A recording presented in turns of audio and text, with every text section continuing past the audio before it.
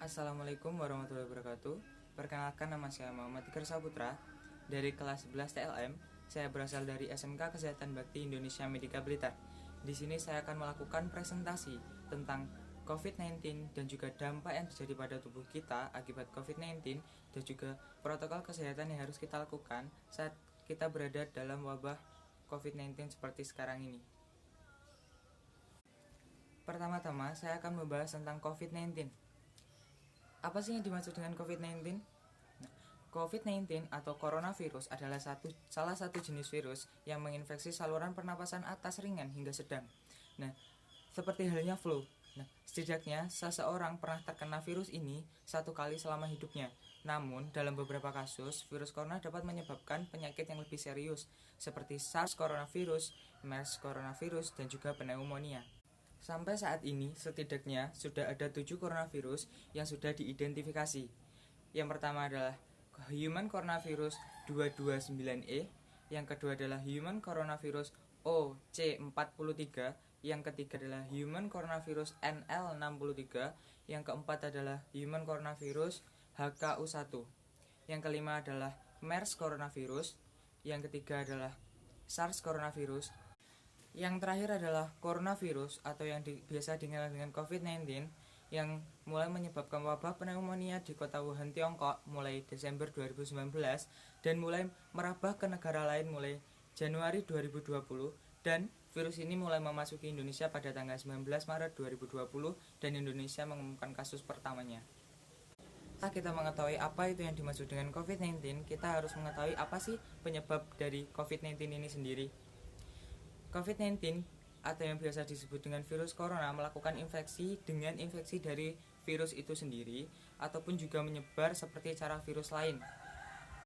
Seperti halnya saat kita terkena percikan air liur dari seseorang yang sudah terinfeksi melalui batu atau bersin. Yang kedua adalah saat kita tidak sengaja memegang barang yang tanpa kita sadari bahwa barang itu sudah terinfeksi. Yang ketiga adalah saat kita memegang mata, mulut, dan juga hidung, padahal kita tidak tahu apakah tangan kita itu sudah bersih atau belum. Yang terakhir adalah melalui feses atau tinja. Namun melalui feses atau tinja ini sudah sangat jarang terjadi. Untuk corona sendiri belum diketahui secara pasti berapa waktu yang dibutuhkan untuk masa inkubasi. Namun rata-rata gejala akan timbul setelah 2-14 hari setelah seseorang terinfeksi. Sebenarnya virus ini sangat jarang bisa menginfeksi manusia. Namun, virus corona yang berasal dari Tiongkok ini memberi keyakinan bahwa virus saat ini sudah mampu berevolusi dan mampu menjangkiti hewan ke manusia maupun dari manusia ke manusia lain. Mungkin pembahasan saya tentang COVID-19 sudah terasa cukup. Saya akan memasuki pembahasan yang kedua adalah dampak yang akan terjadi pada tubuh kita saat COVID-19 menyerang. Gejala yang mungkin akan timbul adalah seperti hidung beringus, demam, sakit kepala, dan juga merasa tidak enak badan. Namun dalam beberapa kasus dapat menyebabkan penyakit yang lebih serius, yakni seperti pneumonia dan juga bronkitis yang akan menyebabkan gejala seperti menyebabkan demam yang mungkin akan terasa cukup tinggi jika pasien mengalami penyakit pneumonia, batuk berlendir, sesak nafas, atau saat kita merasakan nyeri saat kita bernapas. Namun infeksinya juga bisa lebih parah saat menyerang beberapa orang tertentu, seperti seseorang yang memiliki penyakit jantung atau paru-paru, seseorang dengan sistem kekebalan tubuh yang rendah, lansia, dan juga bayi. Sekarang kita akan memasuki pembahasan yang terakhir, yakni protokol kesehatan COVID-19. Seperti yang kita tahu, kita sudah berada di rumah sekitar 6 bulan atau lebih. Nah, mungkin ada beberapa waktu yang mungkin mengharuskan kita berada di luar rumah. Nah, saat kita berada di luar rumah, kita harus memakai masker, membawa hand sanitizer, dan juga sering-sering mencuci tangan, serta melakukan physical distancing.